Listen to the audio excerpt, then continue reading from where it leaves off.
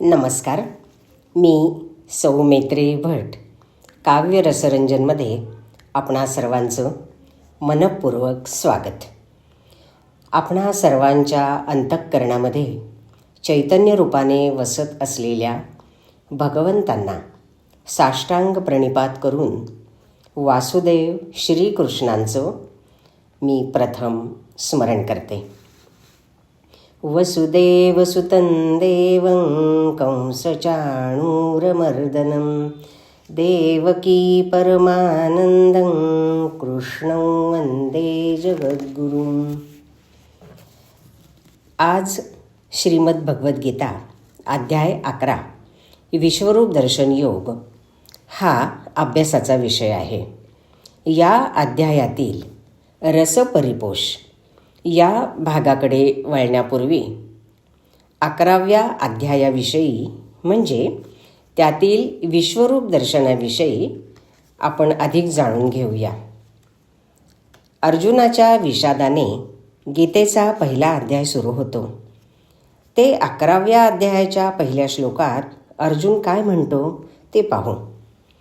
मदनुग्रहाय परमं गुह्यमध्यात्मसंज्ञितं यत्त्वयोक्तं वचस्तेन मोहोऽयं विगतो मम.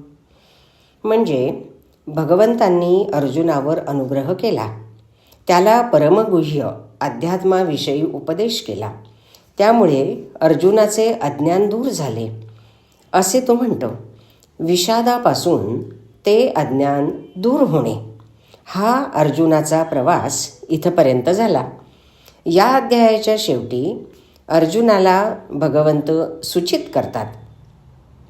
मत्कर्म कृन्मत परमो मद्भक्तः संगवर्जितः निर्वैरः सर्वभूतेषु यः मामेति पांडव. या श्लोकातून भगवंत प्रत्येक उपासकाने सर्व कर्मे ईश्वराप्रित्यर्थ करावीत हा निष्काम कर्मयोग स्पष्ट करतात. अर्जुनाच्या माध्यमातून आपणा सर्वांसाठी हा संदेश आहे. ईश्वरपरायणतेमुळे कर्मे आणि कर्मफले ईश्वरार्पण होतात. म्हणजे हा सर्व कर्माच्या फलाचा त्याग झाला. शुद्ध चित्ताने तू माझा भक्त मदभक्त हो. ही भक्ती इतकी अनन्य हवी की बाह्य आणि अंतसंग तुटतो. अशा भक्तीला ज्ञानोत्तर भक्ती म्हणतात. सर्वभूताप्रती वैरभावना पूर्ण लयाला जाऊन कृती करतो. म्हणजे अर्जुनासाठी इथे निर्वैर होऊन तू लढावेस असा अर्थ आहे. म्हणजे हा माझा आप्त, हा माझा बांधव, यांना मी कसा मारू, ही विषादाची भावना जायला हवी. आणि हे सर्व मी ईश्वराप्रित्यर्थ करतो, म्हणजे तोच माझ्याकडून करवून घेतो, ही भावना दृढ व्हायला हवी.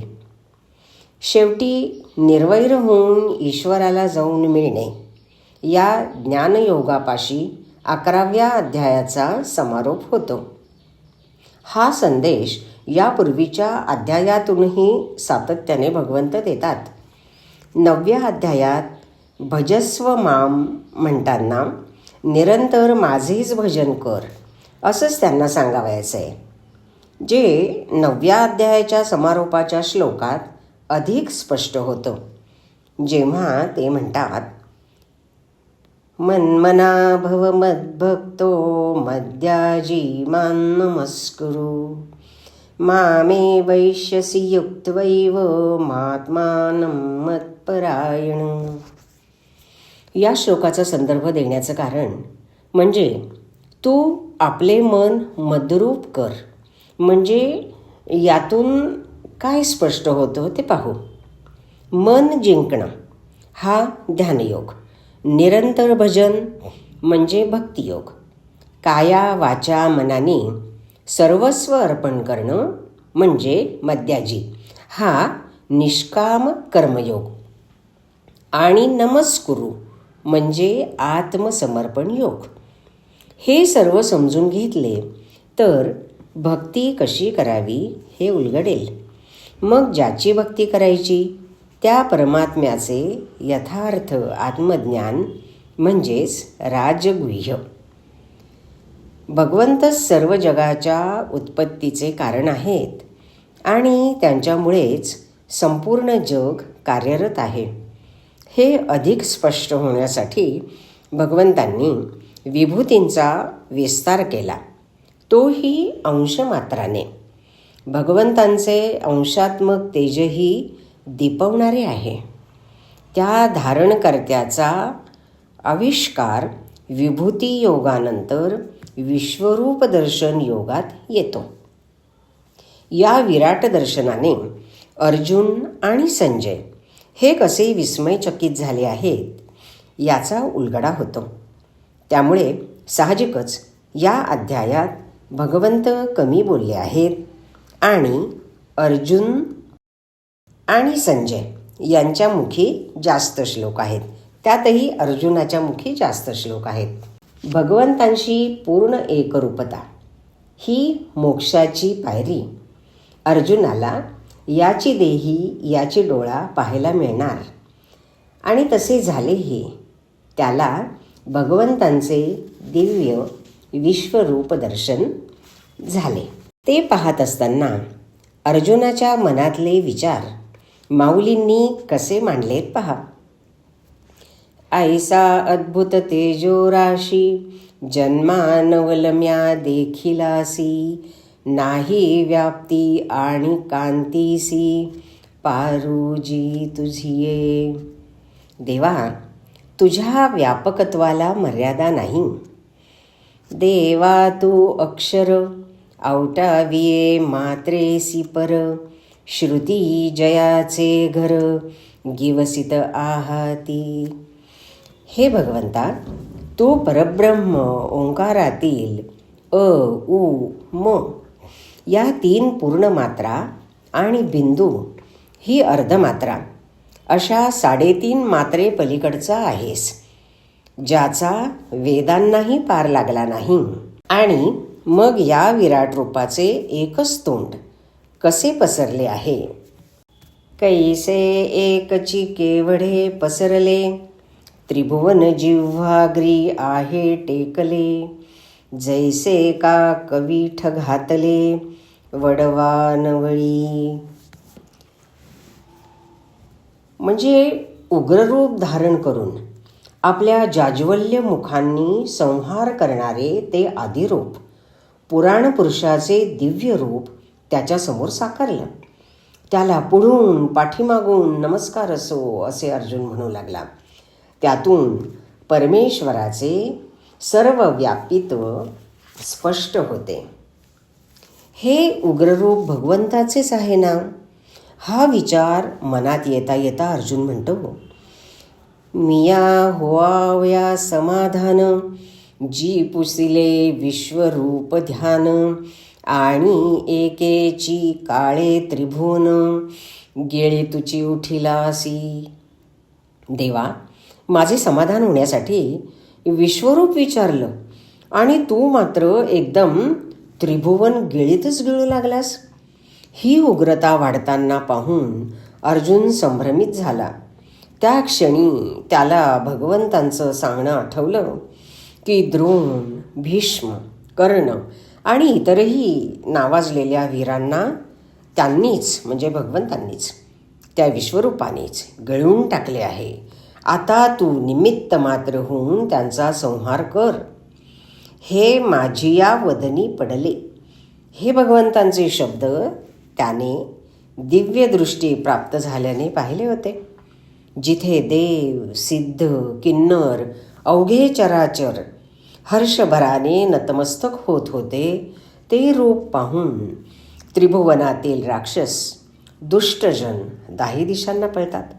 त्यांना मारणारे भगवंतच आहेत, मी नाही, हे अर्जुनाला स्पष्ट झाले.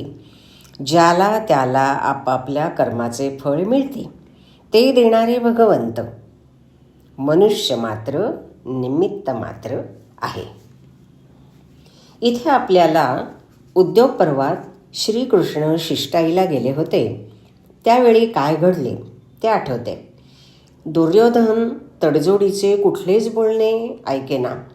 हे पाहून भीष्मांनी कालपक्वमिदं मन्ये सर्वै क्षत्रै जनार्दन, म्हणजे हे सर्व क्षत्रिय कालपक्व झालेले आहेत, असं जे श्रीकृष्णाला नुसत्या शब्दांनी सांगितलं त्याचाच हा प्रत्यक्ष देखावा श्रीकृष्णांनी म्हणजे भगवंतांनीच आपल्या विश्वरूपाने अर्जुनाला दाखवला.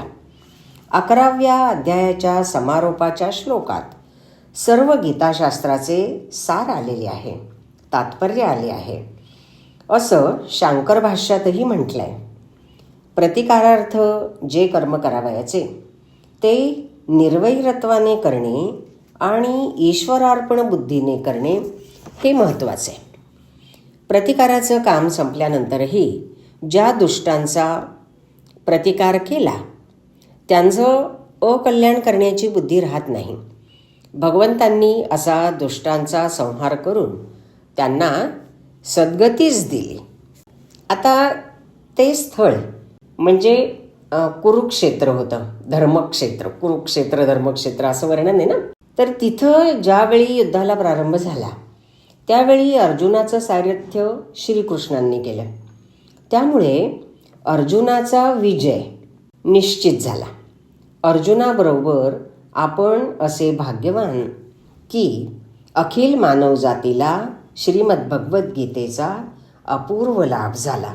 माऊली वर्णन करतात, बाप बाप ग्रंथ गीता जो वेदी प्रतिपाद्य देवता तो श्रीकृष्ण वक्ता ये ग्रंथी. धन्य तो गीता ग्रंथ की ज्यातील अर्थ वैकुंठनायक भगवंतांच्या मुखातून प्राप्त झाला आहे. त्यांचे औदार्य कितीही ते पहा. एकची विश्वरूप देखावे ऐसा मनोरथू केला पांडवे की विश्वरूपमय आघवे करुणी घातले. अर्जुनाने केवळ एकच विश्वरूप पाहावे अशी अपेक्षा धरली, पण भगवंतांनी त्याला संपूर्ण विश्वच विश्वरूपमय करून दाखवलं. भगवंतांच्या या विस्तृत रूपात संपूर्ण विश्वच भरलेले असल्याने जे जे समोर दिसले ते सर्व केवळ अद्भुतच. त्यामुळेच विश्वरूप दर्शन योगातील सर्व वर्णने अद्भुत रसाचा विशेषत्वाने प्रत्यय देणारी आहेत. या अध्यायात शांत रसाला अद्भुत रस भेटणार म्हणून माऊली या अध्यायाला प्रयाग क्षेत्राची उपमा देतात.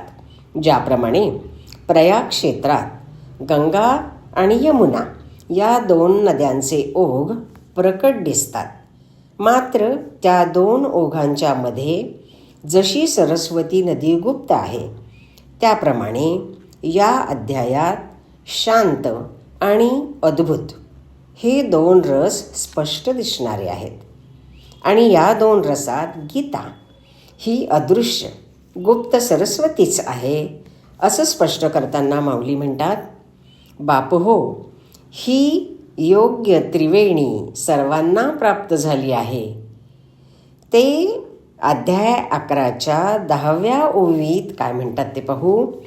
म्हणूनी भलतेने एथ सद्भावे नहावे प्रयाग माधव विश्वरूप पहावे ये तुलेनी संसारासी द्यावे तिलोदक.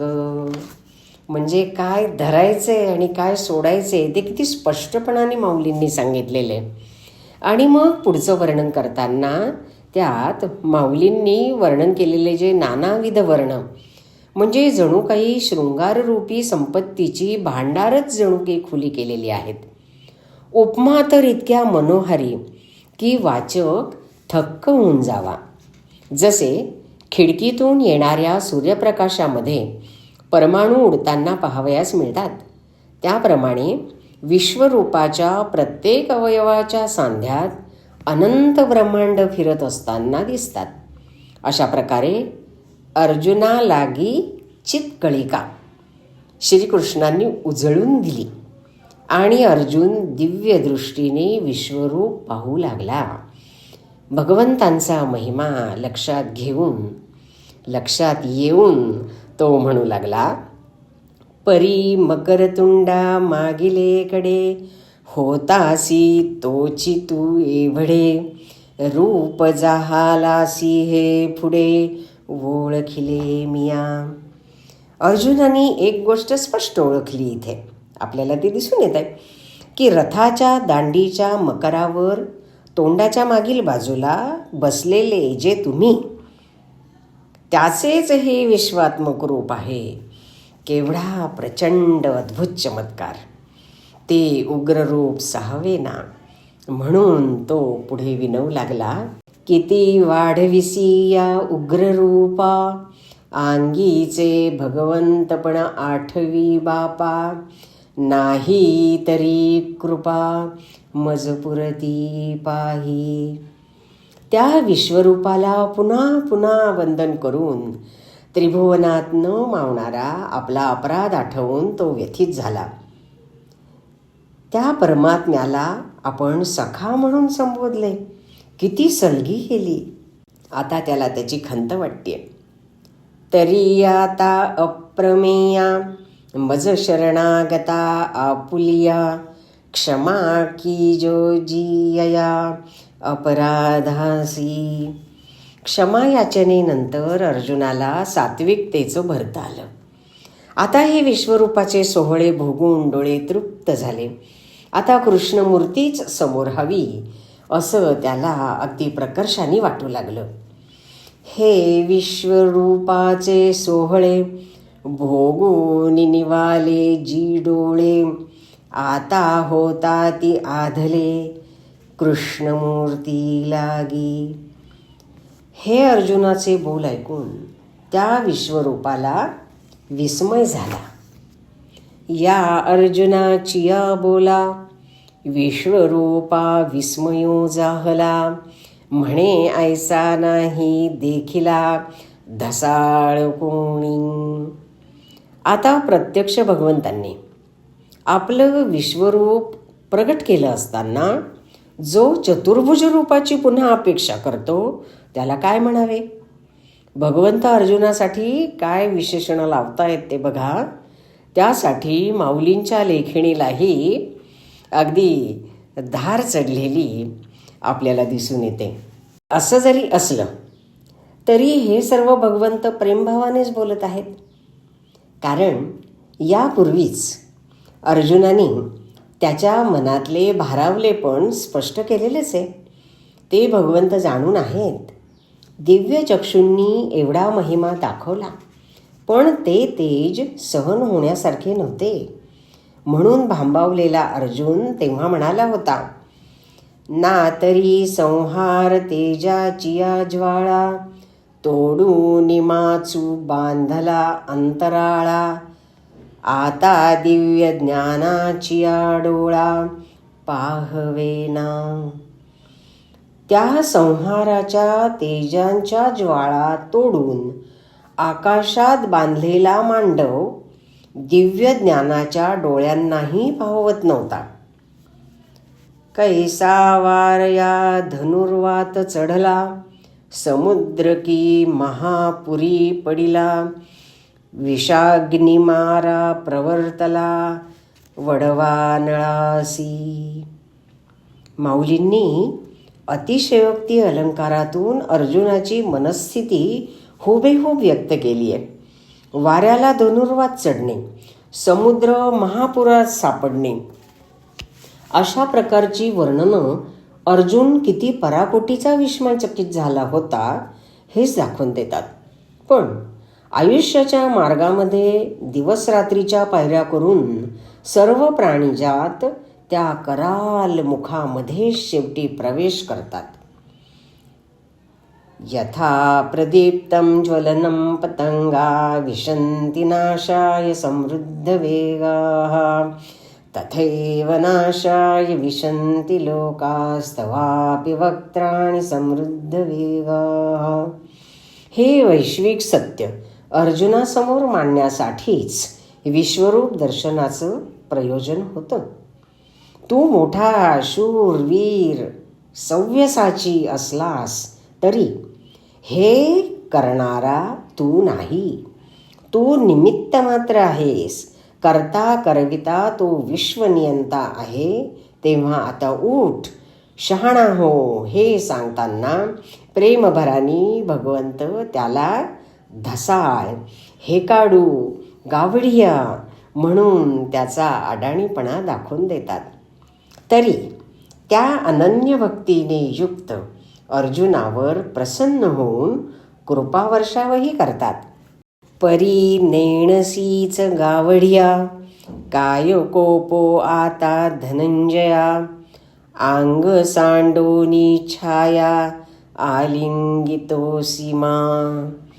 म्हणजे विश्वरूप ही काया, अंग असं म्हटले ना, आणि चतुर्भुज रूप म्हणजे जणू त्याची छाया म्हणजे सावली. पण शिष्याच्या प्रीतीसाठी भगवंतांनी पुन्हा सौम्य रूप प्रगट केलं. त्याची इच्छा पूर्ण केली. आपलं विराट रूप आवर्त घेतलं आणि पुन्हा अर्जुनाला त्याच्या विनंतीप्रमाणे आपलं सौम्य रूप त्याने दाखवलं. तैसे शिष्याची ये प्रीती जाहले, कृष्णत्व होते ते विश्वरूप केले. ते मनान येची मग आणिले, कृष्णपण मागुते. ते दिव्य तेज पुन्हा त्या कृष्ण रूपात सामावले. हे वर्णन करताना माऊली तत्त्वम असी हे महावाक्य सहजतेने उलगडून दाखवतात. जैसे त्वं पद हे आघवे, तत्पदी हे सामावे, अथवा द्रुमाकारू साठवे, बीजकणिके जेवी. म्हणजे ब्रह्मांडातील सगळ्या जीव स्वरूपाचा समावेश परमेश्वर स्वरूपात व्हावा अशी अगदी यथार्थ उपमा दिली आहे. जसा वृक्षाचा आकार बीजकणिकेत साठवला जावा. तत् म्हणजे ते परब्रह्म म्हणजे शिवात्मा, आणि त्वम म्हणजे तूच म्हणजे जीवात्मा. हे तर आता स्पष्ट झालं. आता पुढे 12व्या अध्यायात भक्तियोगाकडे वळून पुढे असी म्हणजे एकत्रीकरण कसं होणार, जीवाशिवाचे मिलन कसे होणार ते पुढील अध्यायात स्पष्ट होईल. त्याचा हा स्पष्ट प्रस्ताव आहे. श्रीकृष्णाचे चतुर्भुज रूप पाहिल्यानंतर अर्जुनाची अवस्था कशी झाली ते वर्णन करताना माऊली म्हणतात की तहानेने व्याकुळ झालेल्या अर्जुनाला जणू अमृत सिंधू हा भेटला असंच झालं. आणखी काय हवं हो, ज्याचा कोणी स्वप्नातही विचार करू शकत नाही ते अर्जुनाला प्रत्यक्षात दृष्टीस पडले. केवढं हे परमभाग्य. या अध्यायात नवरसांचा उत्कर्ष, साहित्य अलंकारांची रेलचेल अशी रसभरीत वर्णनं अतीव समाधान देणारी आहेत. त्याविषयी म्हणजेच 11व्या अध्यायातील रसपरिपोष याविषयी पुढील भागात अधिक माहिती आपण पाहूया. तोपर्यंत विराम घेऊ. पुन्हा लवकर भेटण्यासाठी धन्यवाद. श्रीकृष्णार्पणमस्तु. जर आपणा सर्वांना हा भाग आवडला असेल तर कृपया लाईक, शेअर आणि सबस्क्राईब करायला विसरू नका. धन्यवाद.